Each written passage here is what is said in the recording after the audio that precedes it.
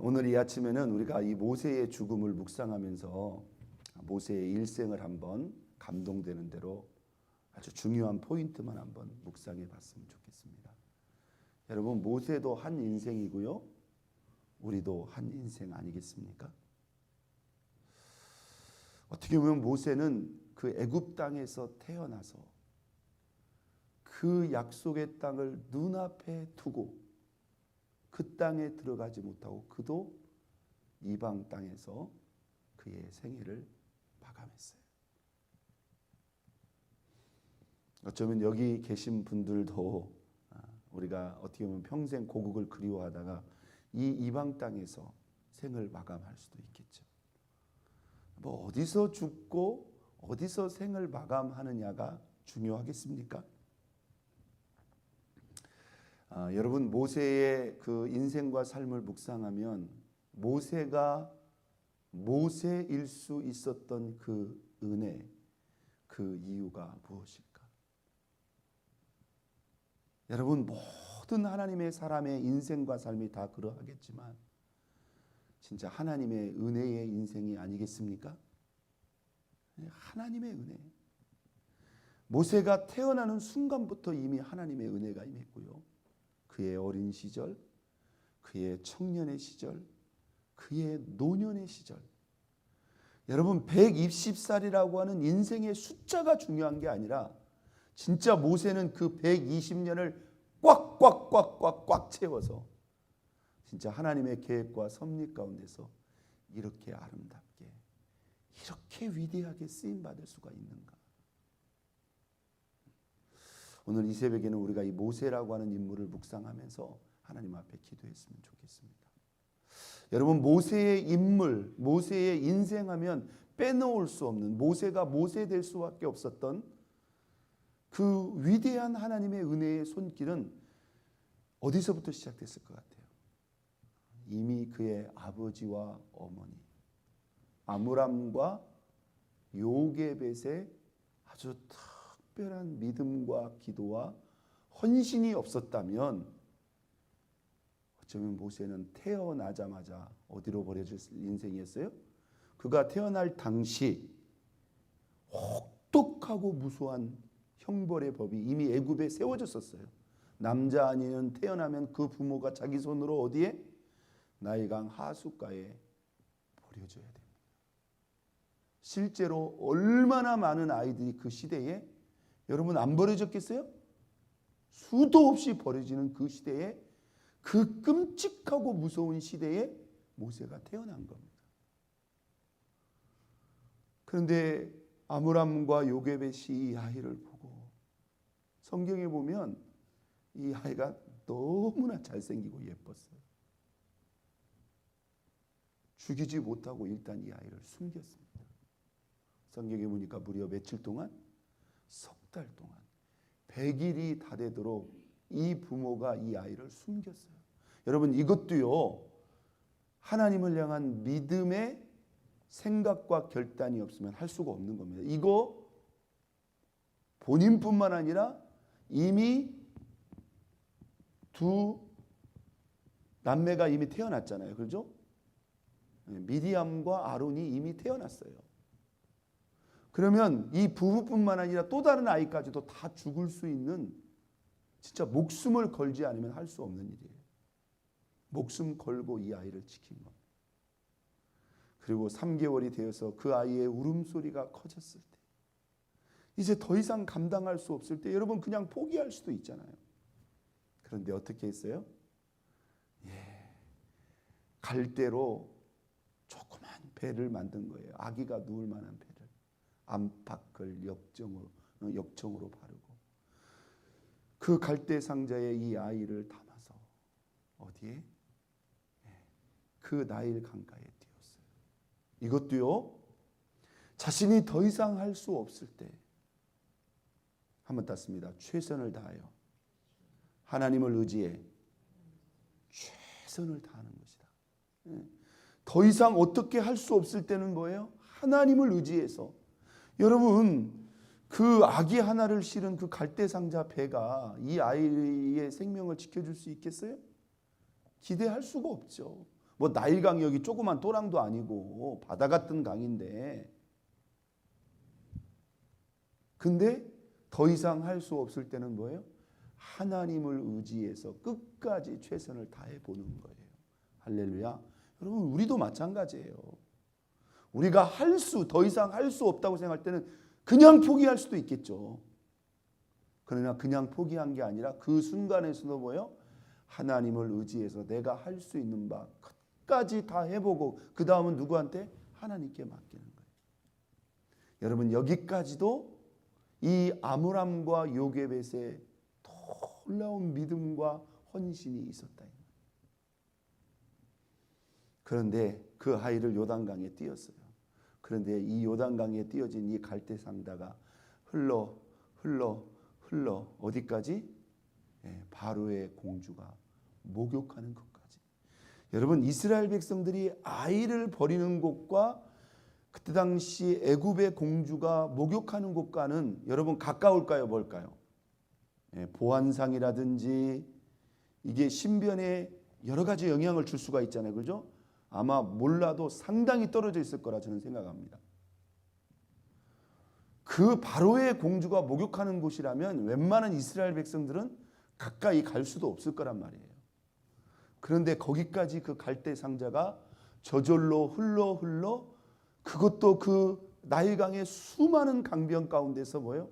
바로의 공주가 목욕하는 그곳으로, 그것도 바로의 공주가 그날 그 시간 씻으러 나오는 그 타이밍에 정확히 맞춰서.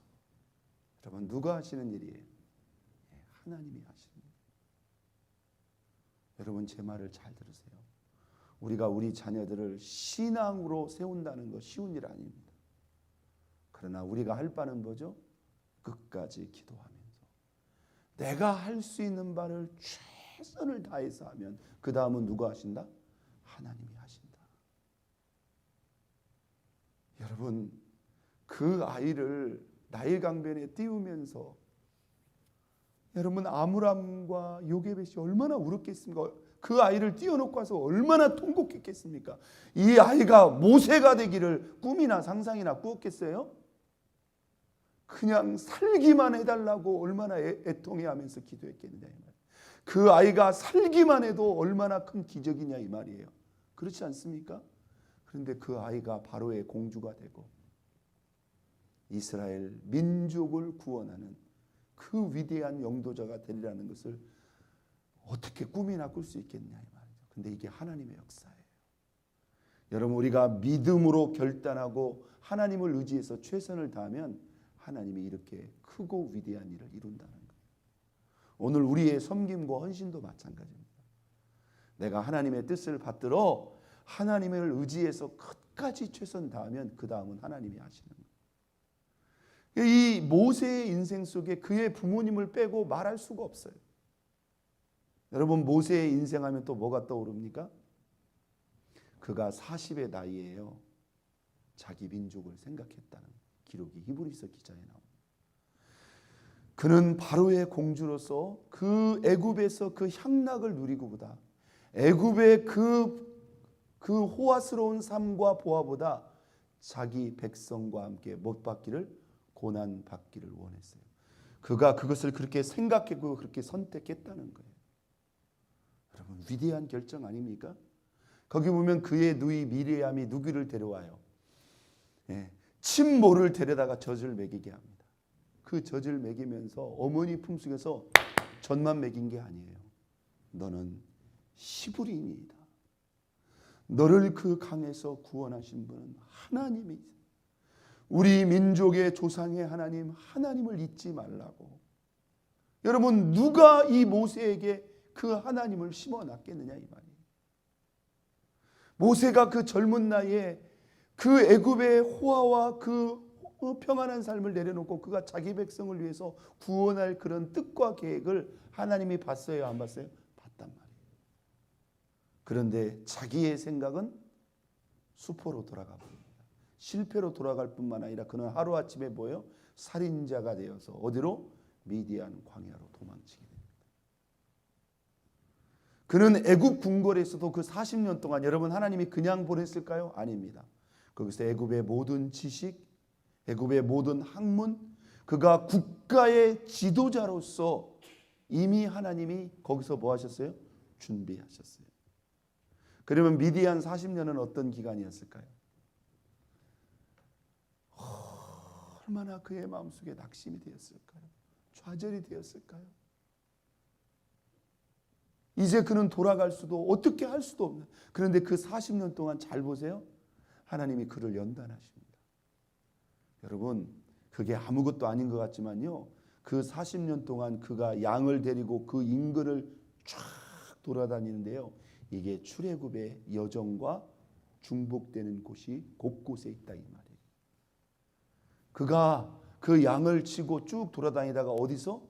그 시내산에서 떨기나무 가운데 계신 누구를 만나요? 살아계신 하나님을 만납니다. 그가 이스라엘 백성들을 출애굽시켜서 1차 집결지가 어디예요? 그를 만나시고 그를 부르신 어디예요? 그 시내산으로 인도한다. 하나님은 이미 모세를 먼저 보내서 출애굽 여정뿐만 아니라 광야 40년 목회를 이미 미리 가서 다 보게 하신 거예요. 여러분, 얼마나 정확하고 얼마나 기가 막힌 우리 하나님의 섭리와 인도하십니다. 또 우리가 모세의 일생과 삶을 볼 때 우리가 잊지 말아야 하고 기억해야 될 것 한번 닿습니다. 모세의 무릎의 기도이다. 힘이 들 때마다, 갈등이 올 때마다, 문제가 있을 때 이스라엘 백성들의 단골 메뉴는 뭐죠? 원망, 불평, 대적, 그거밖에 몰랐어요. 그러다가 그들은 뭐예요? 다 광야에서 원망하다 불평하다 다 죽었어요. 그런데 모세는 문제가 있을 때마다 그는 어떻게 했습니까? 무조건 하나님 앞에 엎드렸어요. 모세는 처음부터 끝까지 어떤 사람이었다? 기도의 사람이었다. 기도의 사람이었다. 실제로 하나님은 모세가 기도할 때마다 모든 문제, 모든 갈등, 모든 전쟁, 모든 필요를 개인적으로가 아니라 민족적으로 채우셨어요? 안 채우셨어요? 채우셨어요. 여러분, 그 모세의 기도 저와 여러분도 할 수 있어요? 없어요? 할 수 있어요. 우리도 모세의 은혜가 열려져 있다는 거예요. 또 한 가지 본다고 한다면 그는 뭐예요? 처음부터 끝까지 누구의 뜻대로 더도 말고 덜도 말고 하나님 말씀하신 대로 했다는 거예요. 이스라엘 백성들이 뭘 어떻게 합니까? 라고 와서 물으면 가만히 있어라. 하나님이 내게 어떻게 말씀하시는가를 들어보겠다. 그리고는 말씀하신 대로, 그냥 말씀하신 대로 그대로 순종함으로 그 출애굽의 역사와 광야 40년의 목회의 여정을 그가 감당했다는 거예요. 여러분, 오늘 이 새벽에 한번 묵상해 보세요. 그의 부모 누구? 아므람과 요게벳의 은혜. 그가 40세가 되었을 때 민족을 돌아봤던 그러한 마음, 여러분 기억해야 됩니다. 그리고 하나님의 준비와 연단의 기간, 그의 무릎의 기도, 말씀의 순종. 오늘 저와 여러분에게도 모세와 같은 은혜가 열려 있다는 것을 기억하고 모세를 묵상하고 모세를 생각하면서 저와 여러분들도 모세처럼 하나님 앞에 준비되고 연단될 뿐만 아니라 모세처럼 기도하고 모세처럼 말씀에 순종해서 모세와 같은 아름다운 은혜와 그러한 역사가 저와 여러분의 인생과 삶을 통해서도 실현되고 세워질 수 있기를 예수 그리스도의 이름으로 축원드립니다. 우리 이 시간